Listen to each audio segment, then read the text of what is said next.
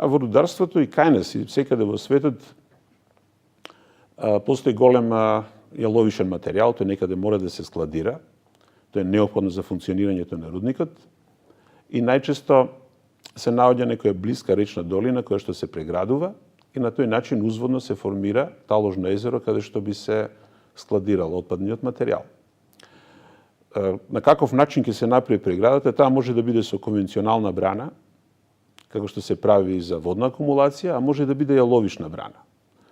Постои голема разлика тука меѓу конвенционалните и јаловишните брани поради материјалот од кој што истите се изведуваат. Ако е јаловишна брана, тогаш се користи јаловишниот материјал кој што доаѓа од процесирањето на рудникот. Најчесто тој со хидротранспорт се доведува до преградниот профил и со хидроциклони се сепарира во материјали со различна гранулација. Оној што е покрупниот или песокот се користи за градење на јаловишната брана, а оној кој што е со поситна гранулација во облик на кал, тој се депонира во таложното езеро. И паралелно со користењето на рудникот, со полнење на езерото, се гради јаловишната брана. Според начинот како напредуваме со градењето, тоа може да биде во узводен правец, кон езерото, може да биде во централен правец, каде што е преградниот профил, и во низводен начин на напредување, тоа е низводно таложното езеро. Овој последен тип што го спомнав на јаловишни брани, практиката покажала дека се и најсигурните брани.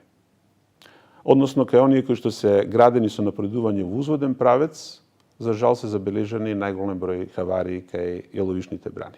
Меѓутоа, независно од ова поделба на јаловишни и на насипни како конвенционални брани, всушност тенденцијата денес, со оној современ пристап во инженерството за брани е сите оние процедури што се користат кај насипните брани со иста строгост да бидат применувани и кај јаловишните брани.